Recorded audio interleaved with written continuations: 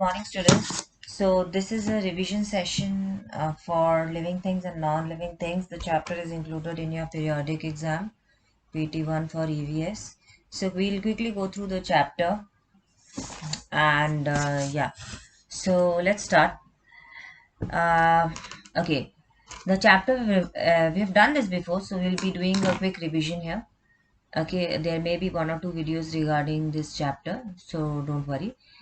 Okay, so things are divided into two categories. As you can see here, I've written it. Okay, uh, the things are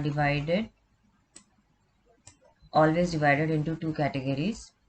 Okay, that is the living things and the non-living things.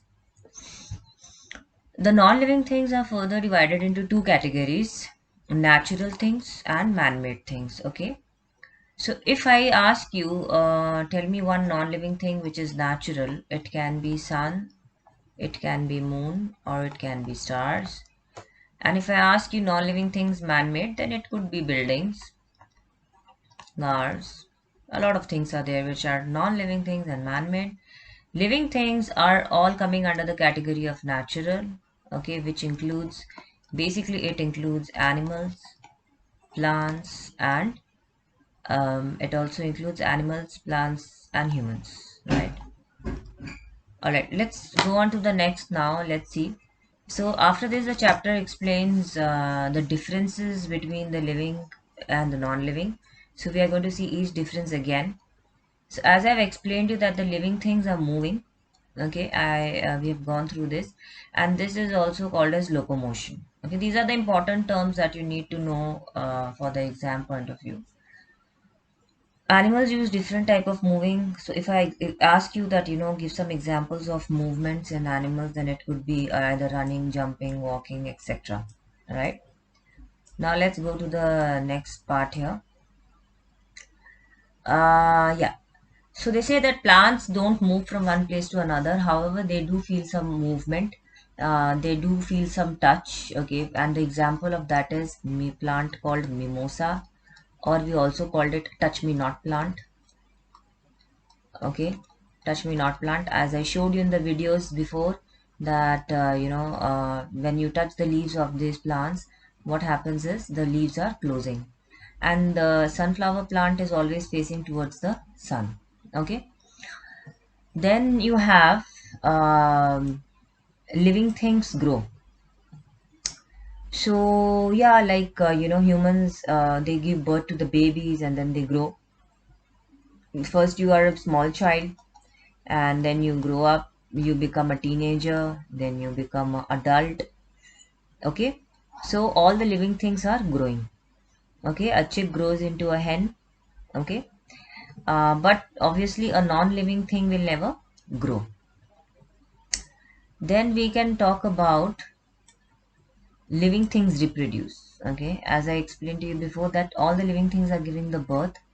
Okay, birds lay eggs, and the produced young ones by they produce young ones by, almost all the young ones are resembling the parents. Okay, so remember these two things.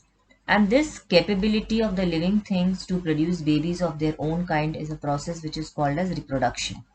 Very important definition from, yeah. So just remember that living things are capable of producing babies of their own kind by a process called reproduction. All right, moving further, we will see. Yeah, I think we have scanned the paper 2 times, no problem. All right, then we will see here.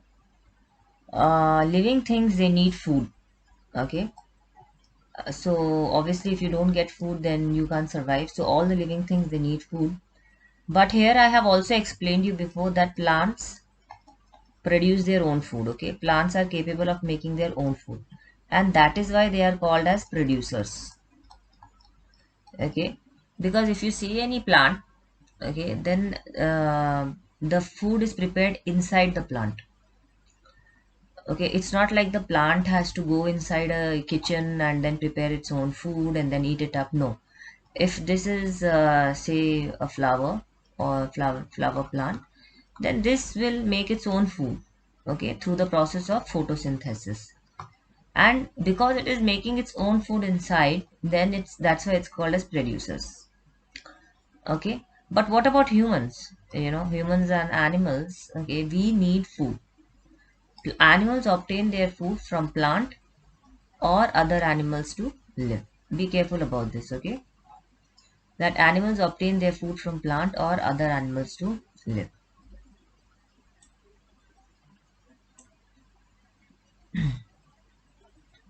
Now, living things feel. How can we feel? We can feel through our sense organ: eyes, ear, nose, tongue. Okay, and then also I told you that plants can also feel the touch. Remember, touch me not plant. It can feel the touch and then it will close itself. Okay, and they also feel the season. How do we know that they can feel the season? Because they blossom and they shed the leaves accordingly. Okay, an oak tree will shed its leaves in autumn and again bloom in spring. Okay, now the next one is living things breathe. See, obviously we are all breathing. Okay, so the process of taking in fresh air. Okay, when they say fresh air, basically they mean oxygen, and giving out used air is called breathing. This process of breathing we will study in the respiratory organ also, don't worry. But here you just need to know that all the living things are breathing. And what is this process of breathing? The entire process of taking in fresh air and giving out used air is called as breathing. All right. Now let's see here. Yeah. So the insects are breathing through the air holes called spiracles. I have explained this word before. Okay, though it's not there in the textbook, but it is an important word. Uh, the insects are breathing through air holes or spiracles. The humans, they use their lungs and nose to breathe. Fishes are breathing through the gills. And how are the leaves breathing? The leaves are breathing through stomata. What are stomata? Stomata is the small opening on the leaf. All right.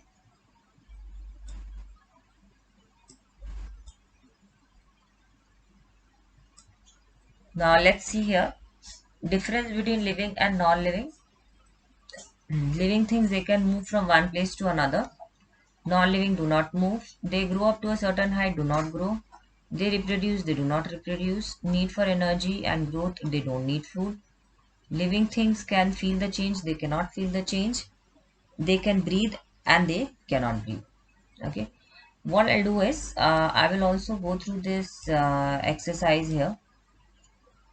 Actually, I have given the notes for this exercise, right? But we can still go through it here. I will make another video for the exercise, back exercise. I think that will be better. And I will also go through, yeah. So in this video, we have just covered a complete quick revision of the chapter, living and non-living things from the purpose of periodic test 1. Okay. And in the next video, we will be going through the back exercises of this chapter. And we will also go through another chapter called as Our Earth. Thank you.